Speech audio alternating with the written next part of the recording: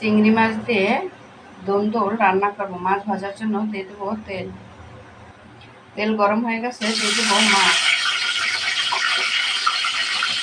মাছ ভাজার জন্য দিয়ে দেবো লবণ কুচি। আসসালামু আলাইকুম গাইস, আপনার সবাই কেমন আছে?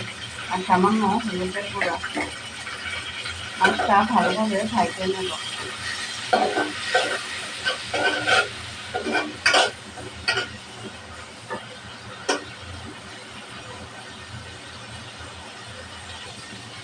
মাছ ভাজা হয়ে গেছে, দিয়ে দেবো বেশ কয়েকখানি পেঁয়াজ কুচি। পেঁয়াজটাও ভালোভাবে ভাজতে নেব।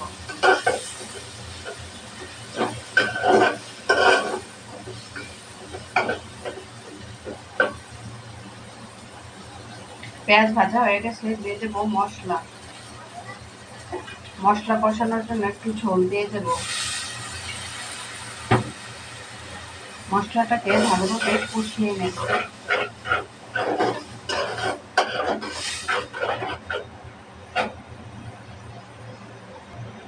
দিয়ে দেবো 3টা কাঁচামরিচ।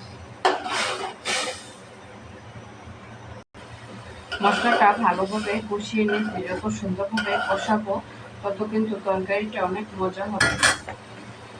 দিয়ে দেবো দোল। এটাকে ভালোভাবে একটু কষিয়ে নেব।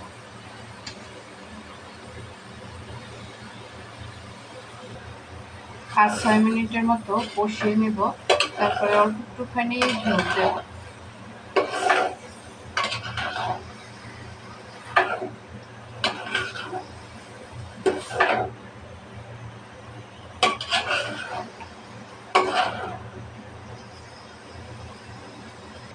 কষানোর জন্য ঢাকনা দিয়ে ঢেকে দেব। দুলের থেকে অনেক ঝোল বের হয়েছে। এই ঝোলে দুলটা সিদ্ধ হয়ে যাবে, আর ঝোল দেওয়া লাগবে না। দেখুন কালারটা কত সুন্দর হয়েছে।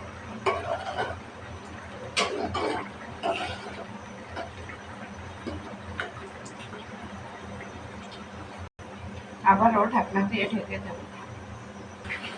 চিংড়ি মাছ দিয়ে দুল রান্না হয়ে গেছে। দেখুন কালারটা কত সুন্দর হয়েছে।